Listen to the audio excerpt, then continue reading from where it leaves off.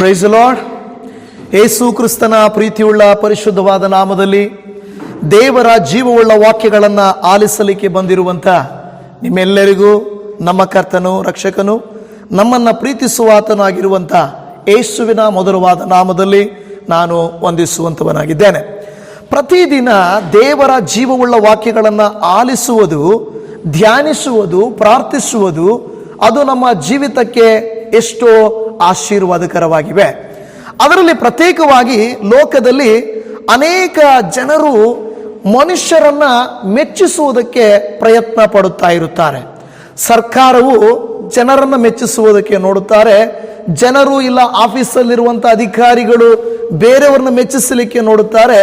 ಈ ಮೆಚ್ಚಿಸುವ ಕಾರ್ಯದಲ್ಲಿಯೇ ಅನೇಕರು ತಮ್ಮ ನಿಜವಾದ ದಾರಿಗಳನ್ನು ಅರಿಯದೆ ಹೋಗುತ್ತಾ ಇರುತ್ತಾರೆ.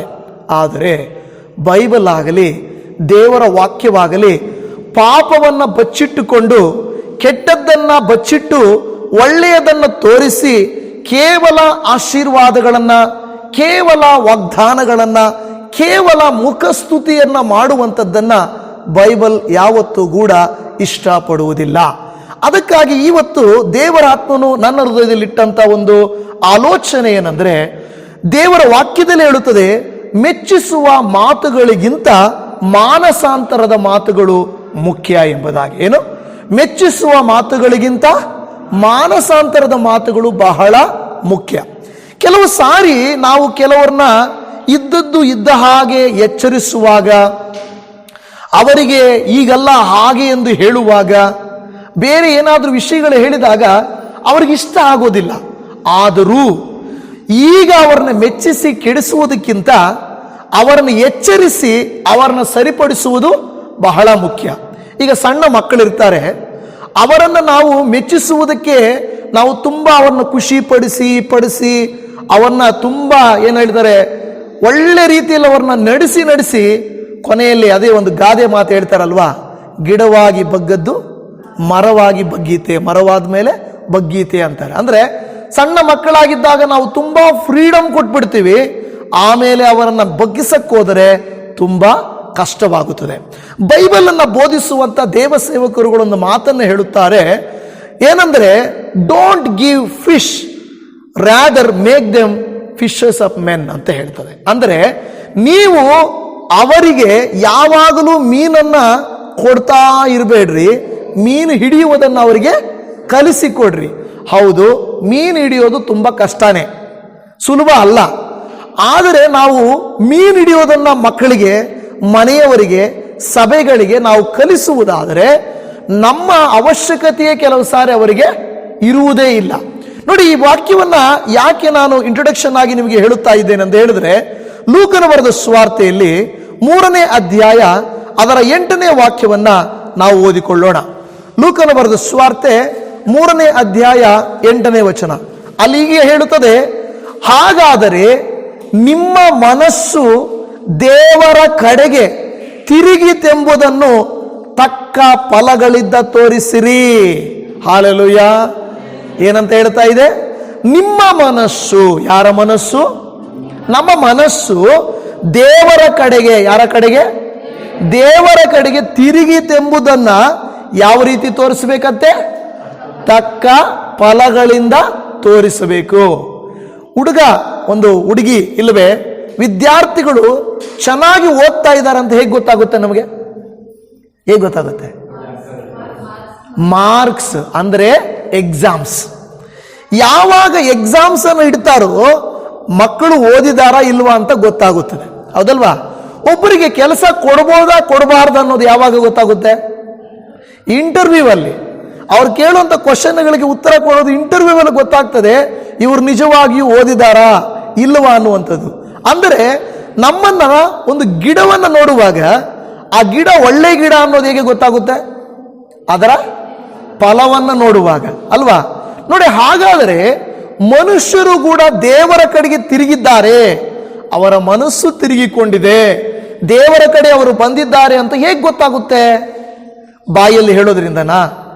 ಪಾಸ್ಟ್ರೆ ನಾನು ತುಂಬಾ ಪರಿಶುದ್ಧಳು, ನಾನು ತುಂಬಾ ಒಳ್ಳೆಯವನು ಪಾಸ್ಟ್ರೆ ಅಂತ ಹೇಳಿದ್ರೆ ಪಾಸ್ಟರ್ ನಂಬೋದು, ಹೌದು ನೀವು ನಿಜಾನೇ, ನೀವು ಒಳ್ಳೆಯವರು ಅಂತ ಹೇಳ್ಬೋದು. ಆದರೆ ದೇವರ ವಾಕ್ಯ ಏನು ನೋಡುತ್ತದೆ? ಮನುಷ್ಯನು ಮುಖ ನೋಡುತ್ತಾನೆ, ದೇವರು ಹೃದಯ ನೋಡುತ್ತಾನೆ. ಹಾಗಾದರೆ ಮೇಲ್ಮೇಲೆ ನಾವು ಏನನ್ನ ಹೇಳ್ಬೋದು, ನಾನು ಚೆನ್ನಾಗಿದ್ದೀನಿ, ನಾನು ಭಕ್ತಿಯಿಂದಿದ್ದೀನಿ, ನಾನು ಪ್ರಾರ್ಥನೆ ಮಾಡ್ತಾ ಇದ್ದೀನಿ, ನಾನು ದೈವಿಕವಾಗಿದ್ದೀನಿ, ಈ ರೀತಿಯಾಗೆಲ್ಲ ಹೇಳ್ಬಹುದು. ಆದರೆ ಕ್ರಿಯೆಗಳು ಬಹಳ ಮುಖ್ಯ. ಈ ಭಾಗದಲ್ಲಿ ನಾವು ನೋಡುವಾಗ ಏನು ಹಿನ್ನೆಲೆ ಏನಪ್ಪಾ ಅಂತ ಹೇಳಿದ್ರೆ, ಸ್ನಾನಿಕನಾದ ಯೋಹಾನನು ಈ ಯೋರ್ದಾನ್ ಹೊಳೆ ಹತ್ರ, ನೀವು ನೋಡಿದ್ರೆ ಯೋರ್ದಾನ್ ಹೊಳೆ ಹತ್ರ ಬಂದು ಅನೇಕರಿಗೆ ಸ್ವಾರ್ಥೆಯನ್ನ ಸಾರುತ್ತಾ ಮನ ತಿರುಗಿಕೊಂಡವರು ಅಲ್ಲಿ ಬಂದು ದೀಕ್ಷಾ ಸ್ನಾನ ಮಾಡಿಸಿಕೊಳ್ಳುತ್ತಾ ಇದ್ದರು. ಅಲ್ಲಿ ನಾವು ನೋಡ್ತಾ ಇದ್ದೇವೆ, ಆ ಒಂದು 7ನೇ ವಚನಕ್ಕೆ ಬಂದಾಗ, ಈಗಿರಲಾಗಿ ಅವನು ತನ್ನಿಂದ ದೀಕ್ಷಾ ಸ್ನಾನ ಮಾಡಿಸಿಕೊಳ್ಳುವುದಕ್ಕಾಗಿ ಹೊರಟು ಬಂದ ಜನರ ಗುಂಪುಗಳಿಗೆ, ಒಬ್ಬರು ಇಬ್ಬರಲ್ಲ, ಅನೇಕ ಜನರು ಏನ್ ಮಾಡ್ತಾ ಇದ್ದಾರೆ, ಅಲ್ಲಿಗೆ ಬರ್ತಾ ಇದ್ದಾರೆ. ಅಲ್ಲಿಗೆ ಬರುವಾಗ ಅವರ ಮುಂದೆ ಒಂದು ಮಾತನ್ನ ಎಚ್ಚರಿಕೆಯಾಗಿ ಕೊಡ್ತಾ ಇದ್ದಾರೆ. ನೋಡಿ, ಮನುಷ್ಯರನ್ನ ಮೆಚ್ಚಿಸುವ ಮಾತುಗಳು ಹೇಳ್ಬೋದು. ಏನಂತ ನೋಡಿ, ದೇವರು ನಿಮ್ಮನ್ನ 1000 ಪಟ್ಟು ಆಶೀರ್ವಾದ ಮಾಡ್ತಾರೆ, ನಿಮ್ಮ ಯಾವ ಕೊರತೆಗಳಿದ್ರೂ ನೀಗಿಸ್ತಾರೆ, ಯೇಸುವಿನ ಬಳಿ ಬಂದಾಗ ರೋಗ ಸೌಖ್ಯ ಆಗದೇ ಇರುವುದು ಇಲ್ಲವೇ ಇಲ್ಲ. ಹೀಗೆ ಎಲ್ಲ ಆಶೀರ್ವಾದಗಳನ್ನ ನಾವು ಹೇಳುತ್ತಾ ಹೋಗಬಹುದು. ಆದರೆ ದೇವರ ಭಕ್ತರಲ್ಲಿ, ದೇವರಲ್ಲಿ ಇರುವಂತ ನಮಗೆ ದೇವರ ವಾಕ್ಯ ಹೇಳುತ್ತಾ ಇದೆ. ಅಲ್ಲಿ ಓದಿ ನೋಡ್ರಿ, ಎಲೈ ಸರ್ಪ ಜಾತಿಯವರೇ. ಯಾವ ರೀತಿಯಾಗಿ ಹೇಳ್ತಾ ಇದ್ದಾನೆ ಸ್ನಾನಿಕನಾದ ಯೋಹಾನನು? ಎಲೈ ಸರ್ಪ ಜಾತಿಯವರೇ. ಇಲ್ಲಿ ಒಂದು ರೀತಿಯಾಗಿ ಏನಂದ್ರೆ, ಜನರು ಬಂದಿದ್ದಕ್ಕೆ ಉದಾಹರಣೆಗೆ, ಓ ಜನರೇ, ಎಂತ ಭಕ್ತಿವಂತರಪ್ಪ ನೀವು, ಇಷ್ಟು ಜನ ಬಂದಿದ್ದೀರಾ, ನಿಜವಾಗಿ ನೀವು ಒಳ್ಳೆಯವರಪ್ಪ, ನೀವೆಲ್ಲ ಭಕ್ತಿವಂತರಪ್ಪ ಅಂತ ಹೇಳ್ಬೋದಾಗಿತ್ತು ಸ್ನಾನಿಕನಾದ ಯೋಹಾನನು. ಆದರೆ ಅಲ್ಲಿ ಬಂದವರನ್ನ ನೋಡಿದಂತ ಸ್ನಾನಿಕನಾದ ಯೋಹಾನನು ಅವರನ್ನ ಎಚ್ಚರಿಸುತ್ತಿದ್ದಾನೆ, ಗದರಿಸುತ್ತಿದ್ದಾನೆ, ಅವರನ್ನ ಮನ ತಿರುಗುವಂತೆ ಮಾಡುತ್ತಿದ್ದಾನೆ. ಮೆಚ್ಚಿಸಬಹುದಾಗಿತ್ತು ಸ್ನಾನಿಕನಾದ ಯೋಹಾನನು, ಆದರೆ ಅವನು ಮೆಚ್ಚಿಸುವ ಬದಲು ಅವರಲ್ಲಿ ಮಾನಸಾಂತರವನ್ನು ತರಬೇಕೆಂದು ಆಶಿಸಿದನು. ಅದಕ್ಕೆ ಆತನು ಎಂತ ಮಾತನ್ನು ಹೇಳ್ತಾ ಇದ್ದಾನೆ, ಎಲೈ ಸರ್ಪ ಜಾತಿಯವರೇ. ಏನು ಈ ಸರ್ಪ ಜಾತಿಯವರೇ ಅಂದ್ರೆ ಏನು? ಸರ್ಪ ಜಾತಿಯವರು, ಸರ್ಪ ಜಾತಿ ಅಂದ್ರೆ ಏನು? ಹೌದು, ವಿಷ ಅಂತ. ವಿಷವೂ ಮತ್ತು ಮೋಸಕರ. ಈ ಸೈತಾನನು ಏನು ಮಾಡಿದ? ವಂಚಿಸಿದವನು. ಏನಂದ್ರೆ, ಅನೇಕರು ಲೋಕದಲ್ಲಿ ಜನರು ನೋಡ್ತಾ ಇರ್ತವೆ, ವಂಚಿಸುವ ಗುಣಗಳನ್ನು ಹೊಂದಿದವರಾಗಿರ್ತಾರೆ, ವಂಚನೆ ಮಾಡುವಂಥದ್ದು. ಆದರೆ ಇದಕ್ಕೆ ಹೇಳ್ತಾನೆ, ಸರ್ಪ ಜಾತಿಯವರೇ, ಮುಂದೆ ಕಾಣಬರುವ ದೈವ ಕೋಪದಿಂದ ತಪ್ಪಿಸಿಕೊಳ್ಳುವುದಕ್ಕೆ ನಿಮಗೆ ಉಪದೇಶ ಮಾಡಿದವರು ಯಾರು? ನಿಮ್ಗೆ ಯಾರು ಉಪದೇಶ ಮಾಡಿದ್ದಾರೆ? ನೀವು ಒಂದು ವೇಳೆ ಉಪದೇಶ ಕೇಳಿದ್ದೀರಾ, ಹಾಗಾದರೆ ನಿಮ್ಮ ಮನಸ್ಸು ದೇವರ ಕಡೆಗೆ ತಿರುಗಿತೆಂದು ತೋರಿಸುವುದಕ್ಕೆ ನೀವೇನು ಮಾಡಬೇಕು? ತಕ್ಕ ಫಲಗಳಿಂದ, ಅಲ್ಲಿ ನೋಡ್ತಾ ಇದ್ದ ತಕ್ಕ ಫಲಗಳಿಂದ ತೋರಿಸಿರಿ ಎಂದು ಹೇಳುತ್ತಾ ಇದ್ದಾರೆ. ನಿಮಗೆಲ್ಲ ಗೊತ್ತಿದೆ, ಯೇಸು ಸ್ವಾಮಿ ಪ್ರಸಂಗ ಮಾಡುತ್ತಿರುವಾಗ ಆ ಎಲ್ಲ ಜನರು ಕೇಳ್ತಾ ಇದ್ರು ದಡದಲ್ಲಿ. ಅಲ್ಲಿ ನಾವು ನೋಡುತ್ತೇವೆ, ಪೇತ್ರನು ಅವನ ಸಂಗಡಿಗರು ಬಲೆಗಳನ್ನು ತೊಳಿತಾ ಇದ್ರು. ಆಗ ಯೇಸು ಸ್ವಾಮಿ ಅವರನ್ನು ಕಂಡು ಏನಾಯಿತು ಅಂತ ಕೇಳಿದಾಗ ಅವರು ಹೇಳಿದರು, ಸ್ವಾಮಿ, ನಾವು ರಾತ್ರಿಯೆಲ್ಲ ಪ್ರಯಾಸ ಪಟ್ಟೆವು, ಆದರೆ ನಮಗೇನಾಗಲಿಲ್ಲ, ಮೀನುಗಳು ಸಿಕ್ಕಲಿಲ್ಲ. ಈಗ ಯೇಸು ಸ್ವಾಮಿ ಹೇಳ್ಬೋದಾಗಿತ್ತು, ಹೌದಾ, ಒಳ್ಳೆ ಒಂದು ಕೆಲಸ ಮಾಡಿ, ನೀವು ಚಿಂತೆ ಮಾಡಬೇಡ್ರಿ, ನಿಮಗೆ ನಾನೇನು ಮಾಡ್ತೀನಿ, ಮೀನುಗಳನ್ನು ಹಾಗೆ ಒದಗಿಸಿಕೊಟ್ಬಿಡ್ತೀನಿ, ನೀವು ಕಷ್ಟನೇ ಪಡಬೇಕಾಗಿಲ್ಲ ಎಂದು ಹೇಳಿ ಏನು ಮಾಡಿದ್ರಿ? ಯೇಸು ಸ್ವಾಮಿ ಆ ರೀತಿ ಹೇಳಿಲ್ಲ ಅವರಿಗೆ. ಬದಲಾಗಿ ಅವರಿಗೆ ಒಂದು ವಿಷಯವನ್ನು ಹೇಳಿದರು, ನೀವು ನಿಮ್ಮ ಹಡಗನ್ನ ಆಳಕ್ಕೆ ನಡೆಸಿರಿ ಎಂದು ಹೇಳಿದರು. ಏನಂತ ಹೇಳಿದರು? ಆಳಕ್ಕೆ ನಡೆಸಿರಿ. ನೋಡಿ, ಇದು ಯಾಕೆ ಯೇಸು ಸ್ವಾಮಿ ಅವರಿಗೆ ಒಂದೊಂದು ಮಾತನ್ನು ಹೇಳುತ್ತಾ ಇದ್ದಾರೆ ಗೊತ್ತಾ? ಅವರ ವಿಧೇಯತೆ. ಮುಂದೆ ನಾನು ಹೇಳ್ತೇನೆ, ಅವರ ವಿಧೇಯತೆ. ಸರಿ, ನಡೆಸಿದರು. ಆಗ ಯೇಸು ಸ್ವಾಮಿ ಹೇಳಿದರು, ನಿಮ್ಮ ಬಲೆಗಳನ್ನ ಬಲಕ್ಕೆ ಹಾಕಿರಿ ಎಂದು ಹೇಳಿದರು. ಹಾಗೆ ಅವರು ಅದಕ್ಕೂ ಒಂದೇನು ಮಾಡಿದ್ರು, ಸರಿ ಸ್ವಾಮಿ, ನಿಮ್ಮ ಮಾತಿನ ಮೇಲೆ ನಾವೇನು ಮಾಡ್ತೀವಿ, ಬಲೆಗಳನ್ನು ಹಾಕುತ್ತೇವೆ ಎಂದು ಬಲೆಗಳನ್ನು ಹಾಕಿದರು. ಆಗ ಅವರು ಏನು ಮಾಡಿದ್ರು, ಯಥೇಚ್ಛವಾದ ಮೀನುಗಳನ್ನು ಸಿಕ್ಕಿದವು, ಅವರಿಗೆ ಸಂತೋಷ ಪಟ್ಟರು. ಯೇಸು ಸ್ವಾಮಿ ಹಾಗೆಯೇ ಅವರಿಗೆ ಕೊಡಲಿಲ್ಲ, ಬದಲಾಗಿ ಅವರ ಕೈಯಲ್ಲೇ ಕೆಲಸ ಮಾಡಿಸಿದರು. ಆ ನಂತರದ ವಿಷಯ ಏನಾಯಿತು ಗೊತ್ತಾ? ಪೇತ್ರನು ಯೇಸು ಸ್ವಾಮಿ ಇದನ್ನು ನೋಡಿ, ಮಾಡಿದ್ದನ್ನು ನೋಡಿ ಬೆರಗಾಗಿ ಒಂದು ಮಾತು ಹೇಳ್ತಾನೆ. ಏನು ಹೇಳ್ತಾನೆ ಗೊತ್ತಾ? ಸ್ವಾಮಿ, ನಾನು ಪಾಪಾತ್ಮನು, ನನ್ನನ್ನು ಬಿಟ್ಟು ನೀನು ಹೋಗು ಎಂದು ಬೇಡಿಕೊಂಡನು. ನೋಡಿದ್ರ, ಅವನಲ್ಲಿ ಒಂದು ಪಶ್ಚಾತ್ತಾಪ ಬಂತು. ಯಾಕೆಂದ್ರೆ ಇದಕ್ಕಿಂತ ಮುಂಚಿತವಾಗಿ ಅವನು ಏನು ಮಾಡ್ತಾ ಇದ್ದ ಗೊತ್ತಾ? ನಾನು ಮೀನುಗಾರನು, ನಾವೆಲ್ಲರೂ ಮೀನುಗಾರರು, ನಮಗೆ ಗೊತ್ತು ಯಾವ ರೀತಿ ಮೀನು ಹಿಡಿಬೇಕು ಎಂದು ಅವರ ಜ್ಞಾನದ ಮೇಲೆ, ಅವರ ಶಕ್ತಿಯ ಮೇಲೆ ಅವರು ಹಾತುಕೊಂಡಿದ್ದರು. ಆದರೆ ಯಾವಾಗ ಯೇಸು ಸ್ವಾಮಿಯ ಮಾತುಗಳನ್ನು ಕೇಳಿದರೋ ಪೇತ್ರನಿಗೆ ಅರ್ಥ ಆಯಿತು, ನಾನು ಪಾಪಾತ್ಮನು ಎಂಬುದಾಗಿ. ನನ್ನ ಪ್ರಿಯ ದೇವ ಜನರೇ, ದೇವರ ಆಲಯಗಳಿಗೆ ನಾವು ಬರುವಾಗ, ದೇವರ ಕಾರ್ಯಗಳನ್ನು ನೋಡುವಾಗ, ದೇವರ ಎಚ್ಚರಿಕೆಯ ನುಡಿಗಳನ್ನು ನಾವು ಕೇಳುವಾಗ ನಮ್ಮ ಮನಸ್ಸು ಲೋಕದ ಕಡೆಯಿಂದ ನಮ್ಮ ಮನಸ್ಸು ದೇವರ ಕಡೆಗೆ ತಿರುಗಬೇಕು. ಹಲ್ಲೆಲೂಯಾ. ನಮ್ಮ ಮನಸ್ಸು ದೇವರ ಕಡೆಗೆ ತಿರುಗದೆ ಹೋದರೆ ನಾವು ದೇವರ ಮುಂದೆ ಬರುವುದು ಕೂಡ ಅದು ಒಳ್ಳೆಯ ಕಾರ್ಯ ಅಲ್ಲವೇ ಅಲ್ಲ. ನೋಡಿ, ಈ ಒಂದು ಸ್ನಾನಿಕನಾದ ಯೋಹಾನನು ಅವರಿಗೆ ಈ ರೀತಿ ಹೇಳಲಿಕ್ಕೆ ಕಾರಣ ಏನು? ಯಾಕೆಂದ್ರೆ ನೋಡಿ, ಎಲೆ ಸರ್ಪ ಜಾತಿಯವರೇ ಅನ್ನುತ್ತಿದ್ದಾರೆ, ನೀವು ಹಾಗಾದ್ರೆ ದೇವರ ಕಡೆಗೆ ತಿರುಕೊಂಡಿದ್ದೀರಾ ಅಂತ ಹೇಳ್ತಾ ಇದ್ದೀರಲ್ವಾ, ಹಾಗಾದ್ರೆ ನೀವು ಏನು ಅಂತ ಕೇಳುವಾಗ ಅಲ್ಲಿ ಮುಂದೆ ನೋಡುತ್ತೇವೆ, 8ನೇ ವಚನದಲ್ಲಿ ಇರುತ್ತದೆ, ಅಬ್ರಹಾಮನು ನಮಗೆ ಮೂಲ ಪುರುಷನಲ್ಲವೇ ಎಂದು ನಿಮ್ಮೊಳಗೆ ಅಂದುಕೊಳ್ಳುವವರಾಗಬೇಡಿರಿ. ಅವರೇನು ಅಂದುಕೊಳ್ತಾ ಇದ್ದಾರೆ ಗೊತ್ತಾ? ನಮಗೆ ಯಾರು ಮೂಲ ಪುರುಷ? ಅಬ್ರಹಾಮನು. ಕೆಲವು ಸಾರಿ ಕೆಲವರಲ್ಲಿ ಏನು ಭಾವನೆ ಇರುತ್ತೆ ಗೊತ್ತಾ? ಏನು ಭಾವನೆ ಇರುತ್ತೆ ಗೊತ್ತಾ? ನಾನು ಹುಟ್ಟಿದಾಗಿಂದ ಕ್ರಿಶ್ಚಿಯನ್, ನನ್ನ ಫ್ಯಾಮಿಲಿ ಕ್ರಿಶ್ಚಿಯನ್ ಫ್ಯಾಮಿಲಿ, ನಮ್ಮ ಅಪ್ಪ ಅಮ್ಮ ಪಾಸ್ಟರ್ಗಳು, ಓಕೆ, ನಮ್ಮ ಕುಟುಂಬನೇ ಸೇವೆ ಮಾಡಿ ಬಂದಿರೋದು. ನಮ್ಮ ಹತ್ರ ಕೆಲವೊಂದು ಸಹೋದರಿ ಹೇಳ್ತಾ ಇರ್ತಾರೆ, ನಮ್ಮ ಅಪ್ಪ ಅಮ್ಮ ಮಾಡಿದಂಥ ಸೇವೆ ಎಷ್ಟು ದೊಡ್ಡ ಸೇವೆ ಗೊತ್ತಾ, ಹೆಂಗೆ ಮಾಡಿದ್ದಾರೆ ಗೊತ್ತಾ, ಏನೇನೋ ಮಾಡಿದ್ದಾರೆ. ಅವ್ರು ಹೇಳುವಂಥ ಕತೆ ಹೇಳ್ತಾರೆ, ದೇವರಿಗೆ ಸ್ತೋತ್ರ. ಆದರೆ ಈಗ ಅವ್ರು ಹೇಳೋ ಮಾತೇನು ಗೊತ್ತಾ? ಅಷ್ಟು ದೇವರಿಗೆ ನಾವು ಮಾಡಿದ್ದೀವಿ, ದೇವರು ನನಗೇನು ಮಾಡಿದ್ದಾರೆ? ದೇವರು ನನಗೆ ಏನು ಮಾಡಿ?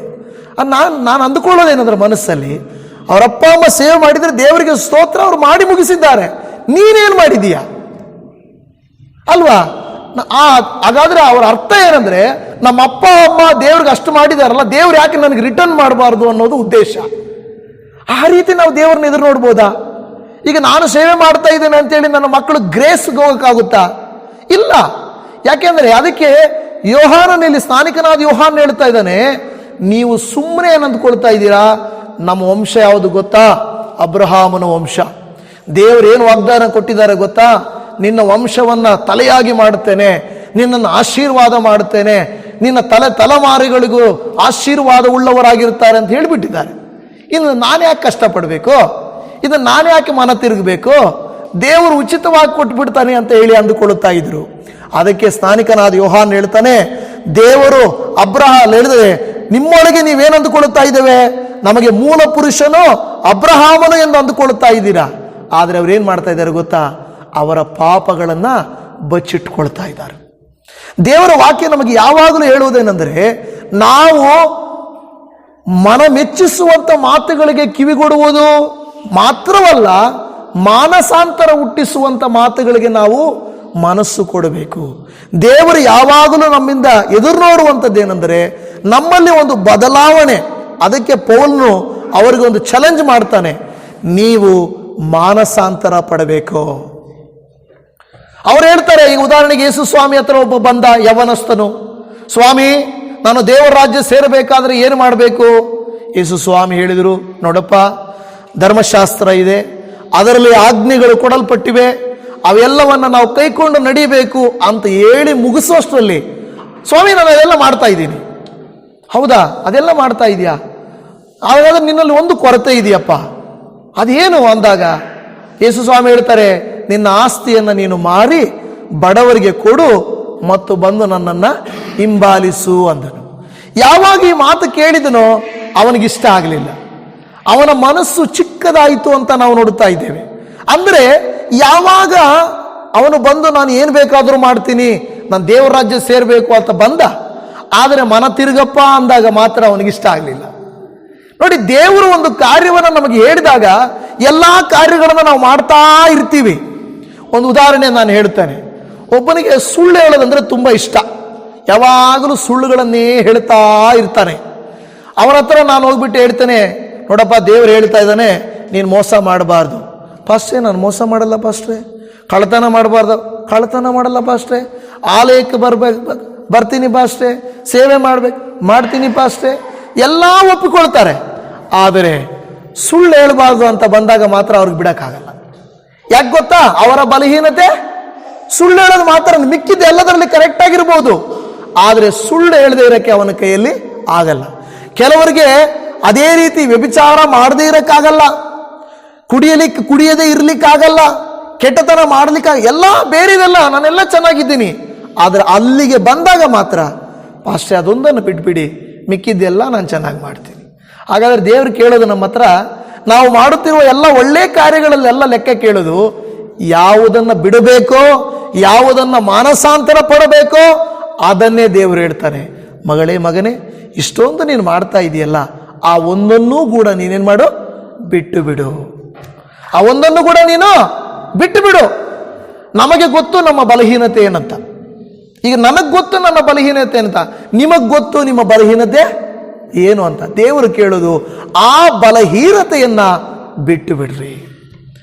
ಅದನ್ನೇ ನಾವು ಮಾನಸಾಂತರ, ಮನಸ್ಸನ್ನು ಬದಲಾಯಿಸಿಕೊಂಡು ಹೊಸ ವರ್ಷದಲ್ಲಿ ಬಂದಿದ್ದೇವೆ, ಹೊಸ ತೀರ್ಮಾನಗಳನ್ನು ಮಾಡುತ್ತೇವೆ.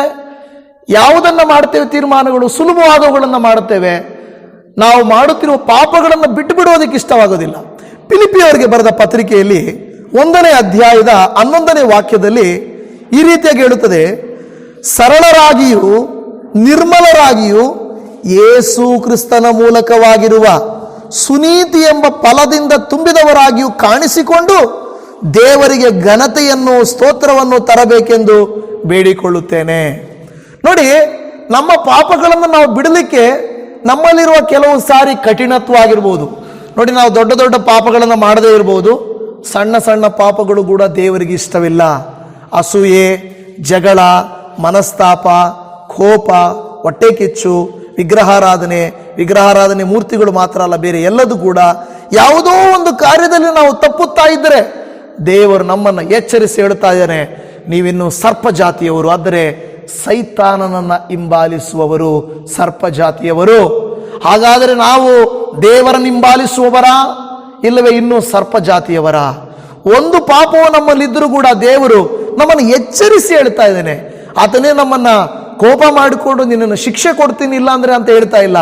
ಮಗಳೇ, ಮಗನೇ, ನಿನ್ನ ಪಾಪವನ್ನು ಬಿಟ್ಟು ಮನ ತಿರುಗಿಕೋ, ದೇವರ ಕಡೆಗೆ ಬಾ ಎಂದು ದೇವರ ವಾಕ್ಯವು ನಮ್ಮನ್ನ ಆಹ್ವಾನಿಸುವಂಥದ್ದು ಆಗಿದೆ. ಇಲ್ಲಿ ನಾವು ನೋಡುತ್ತಾ ಇದ್ದೇವೆ, ನಮ್ಮಿಂದ ನಾವೇ ಮನ ತಿರುಗಿಕೊಳ್ಳಕ್ಕೆ ಕೆಲವು ಸಾರಿ ಸಾಧ್ಯ ಆಗೋದಿಲ್ಲ. ಅದಕ್ಕೆ ಸ್ಥಾನಿಕನಾದ ಯೋಹಾನು ಹೇಳ್ತಾ ಇದ್ದಾನೆ, ನಿನ್ನ ಕೈಯಲ್ಲಿ ಆಗೋದಿಲ್ಲ ಅಂದರೆ ನಿನಗೊಬ್ಬ ಸಹಾಯಕನಿದ್ದಾನೆ, ನೀನು ಮಾನಸಾಂತರ ಪಡಲಿಕ್ಕೂ ನಿನಗೊಬ್ಬ ಮಾದರಿ ಇದ್ದಾನೆ. ನಾವು ಹೇಳ್ಬೋದು, ಮನುಷ್ಯರು ಪಾಪ ಮಾಡದೇ ಇರಲಿಕ್ಕೆ ಸಾಧ್ಯನಾ? ಮನುಷ್ಯರು ಪಾಪ ಮಾಡದೇ ಇರಲಿಕ್ಕೆ ಸಾಧ್ಯನಾ? ಯೇಸು ಸ್ವಾಮಿ ಅದನ್ನು ತೋರಿಸಿಕೊಡುವುದಕ್ಕಾಗಿ ಮನುಷ್ಯನಾಗಿ ಬಂದಿದ್ದು ಆತನು. ಹೌದು, ಪಾಪ ಮಾಡದೇ ಇರಲಿಕ್ಕೆ ಸಾಧ್ಯ. ಕೆಲವು ಕಠಿಣ ಪ್ರಶ್ನೆಗಳು ಯೇಸು ಸ್ವಾಮಿಗೆ ಕೇಳಿದರು ಬಂದು. ಏನು ಕಠಿಣ ಪ್ರಶ್ನೆಗಳು?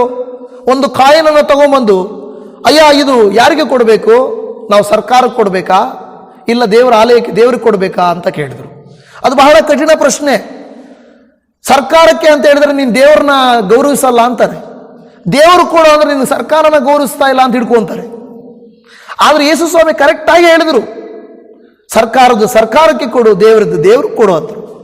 ಒಬ್ಬ ವ್ಯಭಿಚಾರಿ ಸ್ತ್ರೀಯನ್ನ ಹಿಡ್ಕೊಂಡು ಬಂದು ಈಗ ಈ ಸ್ತ್ರೀಯನ್ನು ನಾವು ಹಿಂಸಿಸಬೇಕಾ, ಬಿಟ್ಬಿಡ್ಬೇಕಾ ಅಂತ ಕೇಳಿದ್ರು. ಬಿಟ್ಬಿಡ್ರಿ ಅಂದ್ರೆ ಮೋಶೆ ಧರ್ಮಶಾಸ್ತ್ರವನ್ನು ವಿರೋಧಿಸಿದ ಹಾಗೆ, ಹಿಂಸಿಸಿದೆ ಅಂದ್ರೆ ಮಾನವತ್ವನೇ ಇಲ್ವಲ್ಲ ಅಂತ ಕೇಳ್ತಾರೆ.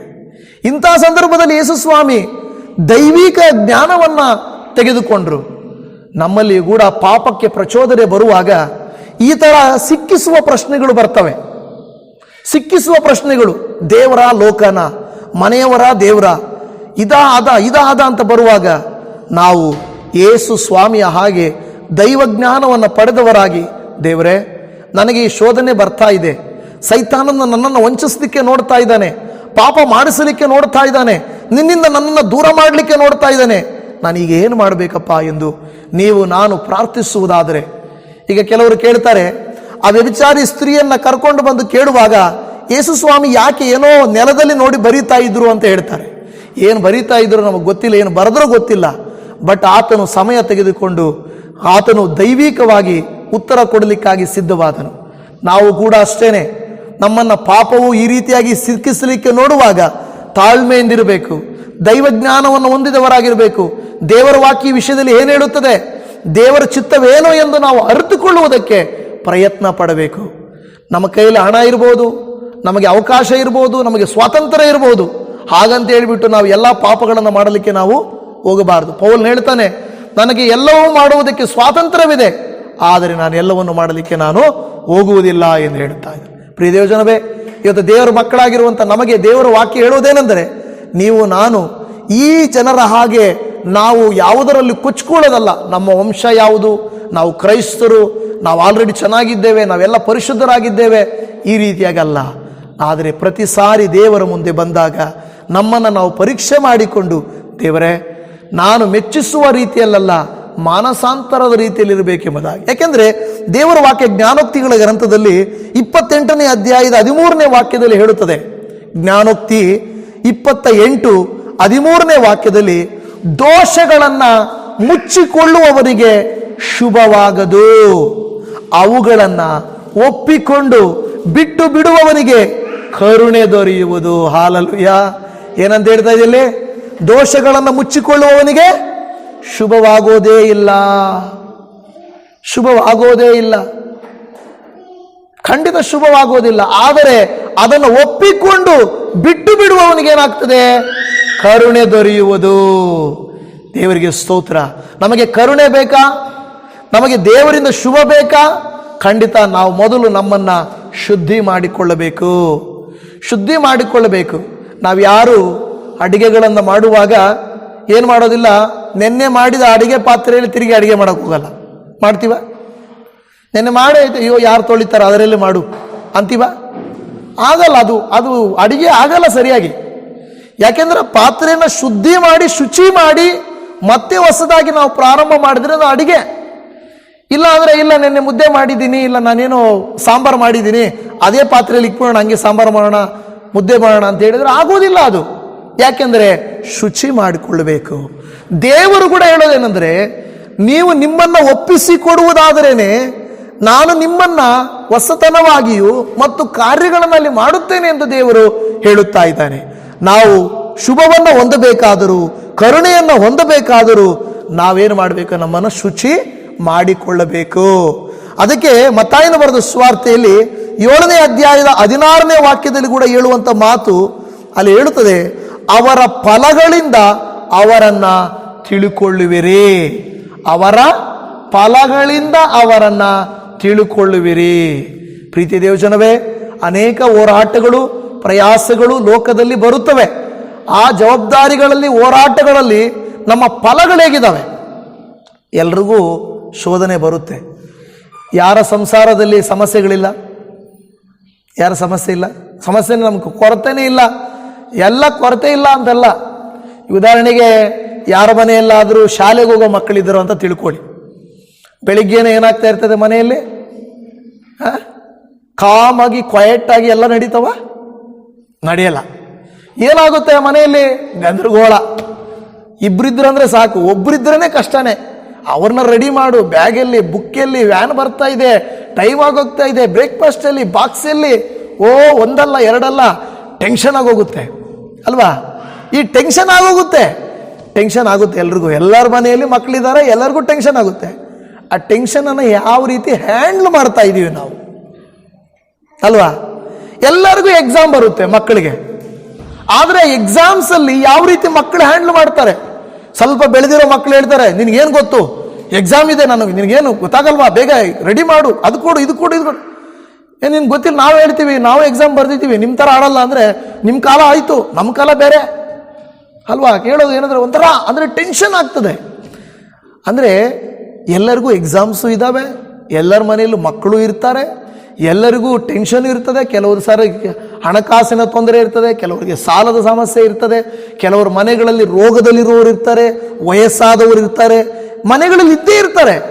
ಆದರೆ ಅಂಥವರುಗಳ ಮಧ್ಯದಲ್ಲಿ ನಮ್ಮ ನಂಬಿಕೆ ಹೇಗಿದೆ, ನಮ್ಮ ಭಕ್ತಿ ಹೇಗಿದೆ, ಅದು ದೇವರು ಕೇಳ್ತಾ ಇರೋದು. ಅದನ್ನೇ ದೇವರು ಹೇಳ್ತಾ ಇರೋದು, ನಿಮ್ಮ ಫಲ ಹೇಗಿದೆ, ನಿಮ್ಮ ಕ್ರಿಯೆ ಹೇಗಿದೆ, ನಿಮ್ಮ ಮಾತು ಹೇಗಿದೆ, ನಿಮ್ಮ ನಡವಳಿಕೆ ಹೇಗಿದೆ, ನಿಮ್ಮ ಆಲೋಚನೆ ಹೇಗಿದೆ. ದೇವಜನವೇ, ನಾವು ದೇವರನ್ನು ಅರಿಯದೇ ಇದ್ದಾಗ, ದೇವರಲ್ಲಿ ಬೆಳೆಯದೇ ಇದ್ದಾಗ ಪ್ರತಿ ಸಣ್ಣ ವಿಷಯಕ್ಕೂ ನಾವು ಕೋಪ ಮಾಡಿಕೊಳ್ತಾ ಇದ್ದೆವು, ಮನೆಯಲ್ಲಿ ಜಗಳ ಮಾಡ್ತಾ ಇದ್ದೆವು, ಏನಾದರೂ ಅಂದುಕೊಳ್ತಾ ಇದ್ದೆವು. ಆದರೆ ಕೋಪ ಮಾಡಬೇಕಾದರೂ ಪಾಪ ಮಾಡಬಾರ್ದು. ಕೋಪ ಬರಲ್ಲ ಅಂದರೆ ಕೆಲವರು ಹೇಳ್ತಾರೆ, ನಿನಗೇನು ಏನು ಹೇಳ್ತಾರಲ್ಲ, ನಿನಗೆ ಸ್ವಲ್ಪ ಕೂಡ ಈ ತಮಿಳಲ್ಲಿ ಚೆನ್ನಾಗಿ ಹೇಳ್ತಾರೆ, ನಿನಗೆ ಸೂಡು ಸ್ವರ್ಣಂ ಎದು ಇಲ್ಲ ಅವನಕನ್ನು. ಕನ್ನಡದಲ್ಲಿ ಹೆಂಗೆ ಹೇಳ್ತಾರೆ, ನಿನಗೆ ಸ್ವಲ್ಪ ಕೂಡ ನಾಚಿಕೆ, ಅದು ಸ್ವಲ್ಪ ಕಠಿಣ ಮಾನ ಮರ್ಯಾದೆ ಅನ್ನೋದು ಸ್ವಲ್ಪ ದೊಡ್ಡ ವರ್ಡು. ಸೂಡು ಸ್ವರ್ಣ ಅಂದರೆ ನಿನಗೆ ಏನು ಹೇಳೋದು, ನಿನಗೇನು ಇದೇ ಇಲ್ಲ, ರೋಷ ಇಲ್ವಾ ನಿನಗೆ, ಅದು ಸೂಡು ಷರತ್ತು ಯಾವುದೋ ಇರಲಿ ಅಂದರೆ ಕೋಪ ಬರೋದೇ ಇಲ್ವಾ ಅನ್ನೋ ರೀತಿಯಲ್ಲಿ. ಹಂಗಲ್ಲ, ಪ್ರತಿಯೊಬ್ಬರಿಗೂ ಒಂದಲ್ಲ ಒಂದು ಸಮಯದಲ್ಲಿ ಕೋಪ ಬಂದೇ ಬರ್ತದೆ, ಟೆನ್ಷನ್ ಆಗ್ಬಿಡ್ತದೆ ಅಲ್ವಾ. ಪ್ರಾರ್ಥನೆಗೆ ಹೋಗ್ಬೇಕು, ರೆಡಿ ಆಗಲ್ಲ ಬೇಗ ಅಲ್ವಾ. ಟೈಮ್ ಆಗ್ತಾ ಇರ್ತದೆ, ರೆಡಿ ಆಗಲ್ಲ, ಏನಾಗುತ್ತೆ, ಕೋಪ ಬರುತ್ತೆ. ಆದರೆ ಆ ಸಂದರ್ಭದಲ್ಲಿ ನಾವು ಸ್ವಲ್ಪ ತಾಳ್ಮೆಯಿಂದ ಇರಬೇಕು. ಯೇಸು ಸ್ವಾಮಿ ಬಳಿಗೆ ಬಂದವರು ಅನೇಕರು ಆ ರೀತಿಯಾಗಿ ಬಂದರು. ಯೇಸು ಸ್ವಾಮಿ ಅನೇಕರನ್ನ ನೋಡಿ 5,000 ಜನರು ಬಂದು ಯೇಸು ಸ್ವಾಮಿ ಹತ್ರ ವಾಕ್ಯ ಕೇಳ್ತಾ ಇದ್ದಾರೆ. ಆಗ ಯೇಸು ಸ್ವಾಮಿ ಶಿಷ್ಯರಿಗೆ ಹೇಳ್ತಾರೆ, ನೋಡಪ್ಪ ಇವರಿಗೆಲ್ಲ ಊಟ ಕೊಡಬೇಕು ಅಂದಾಗ ಶಿಷ್ಯರಿಗೆ ಟೆನ್ಷನ್ ಆಗೋಯ್ತು. ಸ್ವಾಮಿ ಏನು ಒಬ್ಬರ ಇಬ್ಬರ 5,000 ಜನ ಇದ್ದಾರೆ ಗಂಡಸರು, ಎಲ್ಲಿಂದ ಊಟ ಕೊಡೋದು? ಒಬ್ಬನ ಹೇಳ್ತಾನೆ ದುಡ್ಡಿಲ್ಲ ಅಂತಾನೆ, ಇನ್ನೊಬ್ಬನ ಹೇಳ್ತಾನೆ ಯಾರ ಹತ್ರ ಊಟ ಇಲ್ಲ ಅಂತ ಹೇಳಿ ಟೆನ್ಷನ್ ಆಗೋಗುತ್ತೆ. ಆದರೆ ಯೇಸು ಸ್ವಾಮಿ ಹೇಳ್ತಾರೆ, ನೀವು ಅವ್ರಿಗೆ ಊಟ ಕೊಡಬೇಕು ಅಷ್ಟೇ, ಚಿಂತೆ ಮಾಡಬೇಡ್ರಿ ಅಂತೇಳಿ ಯೇಸು ಸ್ವಾಮಿ ಏನು ಮಾಡಿದ್ರು, ಆ ಕೆಲಸವನ್ನು ನಿಭಾಯಿಸಿದರು. ನೋಡಿ, ಯಾವಾಗಲೂ ಪೇತ್ರನನ್ನು ನೀವು ಗಮನಿಸಿದರೆ, ಪೇತ್ರನ ಯಾವಾಗಲೂ ದುಡುಕು ಬುದ್ಧಿ ಇದ್ದವಳು. ಕೆಲವು ಸಾರಿ ನಮಗೂ ಕೂಡ ದುಡುಕು ಬುದ್ಧಿ ಇರುತ್ತೆ, ದುಡುಕುತನ, ಎಲ್ಲದಕ್ಕೂ ಬೇಗ ಬೇಗ.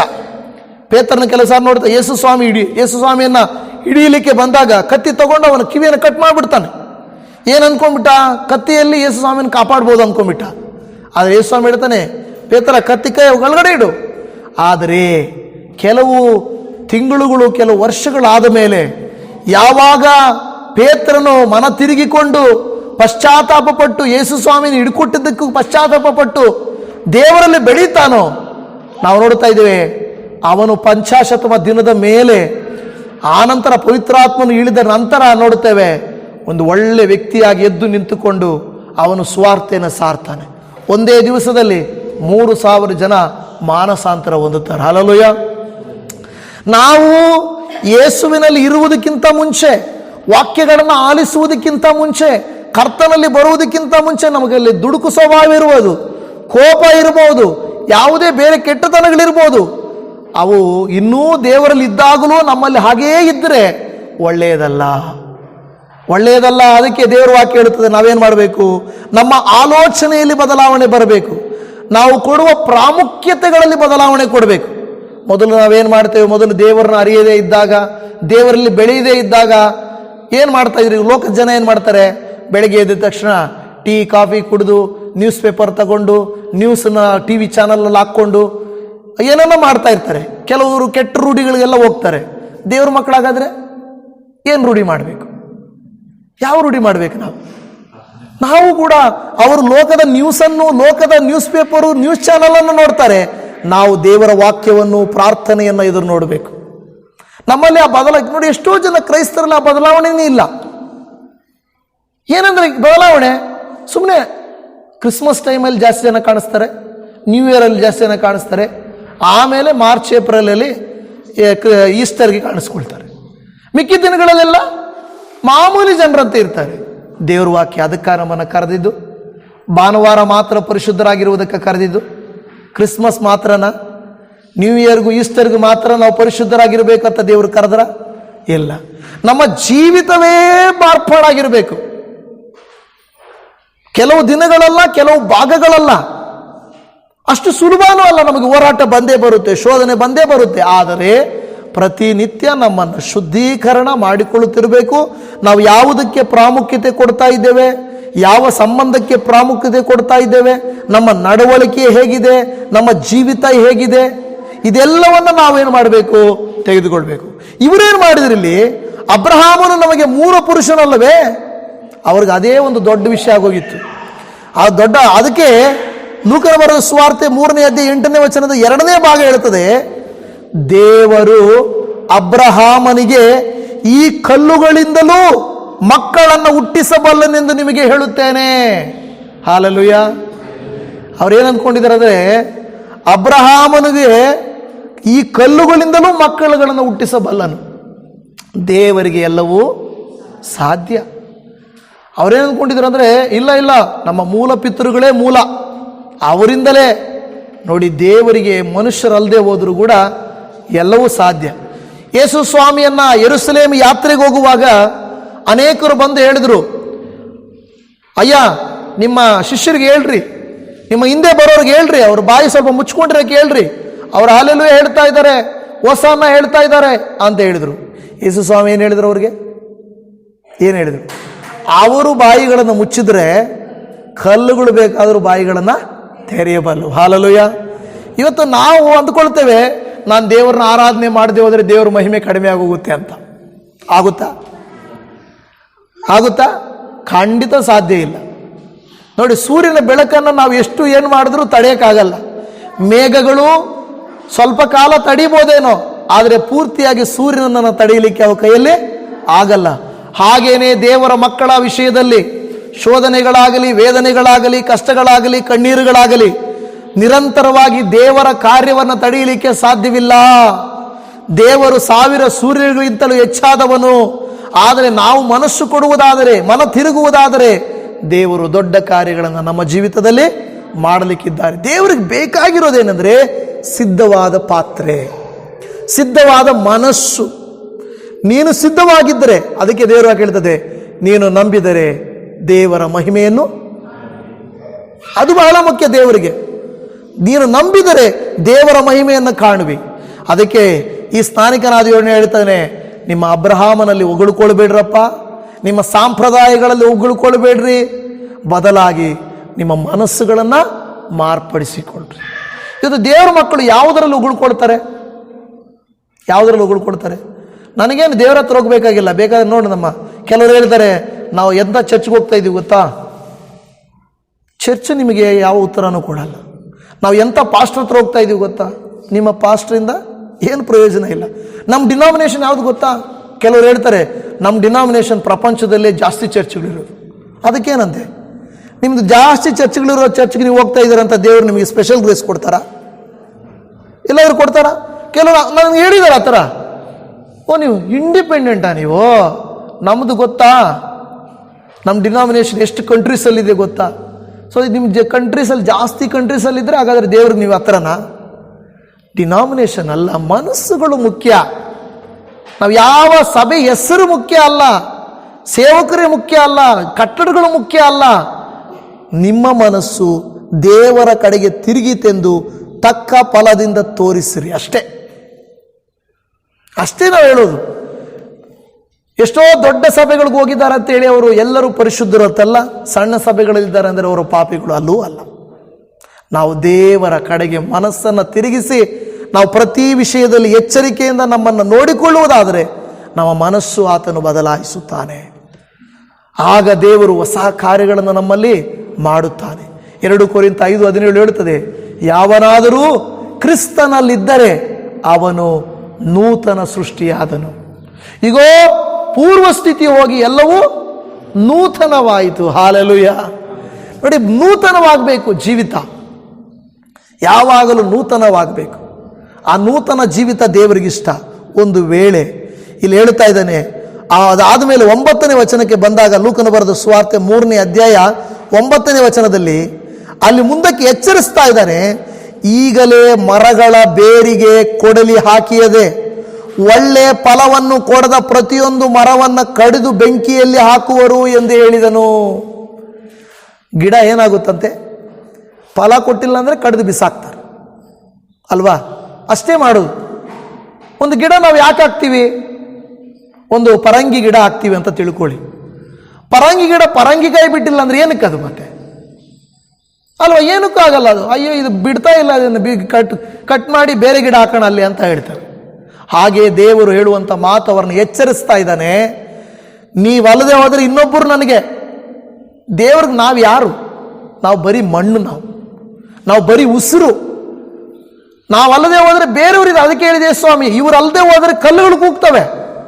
ಅಬ್ರಹಾಮ ಸಾರಳಲ್ಲೇ ಆಗದೆ ಹೋದರೆ ಕಲ್ಲುಗಳನ್ನ ಬೇಕಾದ್ರೆ ನಾನು ಉಪಯೋಗಿಸ್ತೀನಿ. ಆದರೂ ದೇವರು ನಮ್ಮನ್ನು ಪ್ರೀತಿ ಮಾಡ್ತಾನೆ. ನಾವಾಗಿದ್ರೆ ಕೋಪ ಮಾಡಿಕೊಂಡು ಕ್ಷಣ ಮಾತ್ರದಲ್ಲಿ ಎಲ್ಲ ನಾಶ ಆಗಿಬಿಡ್ಲಿ ಅಂದ್ಬಿಡಿವಿ. ಮನುಷ್ಯರು ನಡ್ಕೊಳ್ಳೋ ನಡವಳಿಕೆಗೆ ದೇವರಿಗೆ ಅಷ್ಟು ಕೋಪ ಬರ್ತದೆ. ಆದರೂ ಆತನು ಶಾಂತ ಸ್ವರೂಪನಾಗಿ, ಕೃಪೆ ತೋರಿಸುವವನಾಗಿ, ನಮ್ಮ ಮೇಲೆ ದಯ ತೋರಿಸುವವನಾಗಿ ಆತನು ಇನ್ನೂ ನಮ್ಮನ್ನು ನಡೆಸ್ತಾ ಇದ್ದಾನೆ. ದೇವರು ಹೇಳೋದಿಷ್ಟೇ, ಮಕ್ಕಳೇ, ನೀವು ಮಾನಸಾಂತರ ಪಡ್ರಿ. ಏನಾದರೂ ನಿಮ್ಮಲ್ಲಿ ದೇವರಿಗೆ ಇಷ್ಟವಿಲ್ಲದೆ ಇರುವಂಥ ಕಾರ್ಯಗಳಿದ್ದರೆ ಬಿಟ್ಟು ಬಿಡ್ರಿ. ನೀವು ಪರಿಶುದ್ಧರಾಗಿದ್ದೀರಿ ಇಲ್ಲ ಅಂತಲ್ಲ, ಇನ್ನೂ ಪರಿಶುದ್ಧತೆಗೆ ಬರಬೇಕು. ಇನ್ನೂ ಕರ್ತನಿಗೆ ಮೆಚ್ಚುಗೆಯಾಗಿ ನಡ್ಕೊಳ್ಬೇಕು. ಯಾವಾಗಲೂ ದೇವರಿಗೆ ಇಷ್ಟರಾಗಿ ನಡ್ಕೊಳ್ಬೇಕು. ಇಲ್ಲದೆ ಹೋದರೆ ಕಡಿದು ಬೆಂಕಿಯಲ್ಲಿ ಹಾಕುವರು ಎಂದು ಹೇಳಿದನು. ಕಡಿದು ಬೆಂಕಿಯಲ್ಲಿ ಹಾಕುತ್ತಾರೆ. ಆದುದರಿಂದ ನಾವು ಕಡಿದು ಬೆಂಕಿಗೆ ಹಾಕಲ್ಪಡುವಂಥವರಾಗಿ ಇರಬಾರದು. 10ನೇ ವಚನಕ್ಕೆ ನೋಡ್ರಿ. ಆಗ ಆ ಗುಂಪಿನವರು ಹಾಗಾದರೆ ನಾವು ಏನು ಮಾಡಬೇಕು ಅಂತ ಕೇಳಿದ್ರು. ಹಾಲೆಲೂಯಾ. ಆಯಿತು, ನೀವು ಹೇಳಿದ್ದು ಸರಿಯಾಗಿದೆ ಅಯ್ಯ. ಹಾಗಾದರೆ ನಾವೀಗ ಏನು ಮಾಡಬೇಕು? ನಾವೀಗ ಏನು ಮಾಡಬೇಕು? ಕೊರ್ನೆಲ್ಯನು ಕೇಳ್ತಾನೆ, ಅಯ್ಯ ನೀವು ಹೇಳಿದ್ದು ಸರಿಯಾಗಿದೆ, ನಾವೇನು ಮಾಡಬೇಕೀಗ? ಆಗ ಅವರು ಹೇಳಿದರು, ನೀವು ನಿಮ್ಮ ಕುಟುಂಬದವರು ಯೇಸುವನ್ನು ಸ್ವಂತ ರಕ್ಷಕನನ್ನಾಗಿ ಅಂಗೀಕಾರ ಮಾಡಿಕೊಳ್ಳಿರಿ ಎಂದು ಹೇಳಿದರು. ಕೊರ್ನೆಲ್ಯನ ಕುಟುಂಬವು ಅಂಗೀಕಾರ ಮಾಡಿತು ಅಲ್ವಾ? ಅದೇ ರೀತಿಯಲ್ಲಿ ಕಂಚುಕಿಯ ಬಗ್ಗೆ ನೋಡ್ತಾ ಇದ್ದೇವೆ. ಯೆಶಾಯನ ಪ್ರವಾದನೆಯ ಗ್ರಂಥವನ್ನು ಓದುತ್ತಾ ಇದ್ದಾಗ ಫಿಲಿಪ್ಪನು ಹೋಗಿ ಏನು ಓದ್ತಾ ಇದ್ದೀರಯ್ಯ ಅಂತ ಕೇಳುವಾಗ, ನಾನು ಯೆಶಾಯನ ಪ್ರವಾದನೆಯ ಗ್ರಂಥ ಓದ್ತಾ ಇದ್ದೀನಿ, ನನಗೇನು ಅರ್ಥವಾಗ್ತಾ ಇಲ್ಲ. ಆಗ ನಾನು ನಿನಗೆ ಎಕ್ಸ್ಪ್ಲೈನ್ ಮಾಡಲಾ?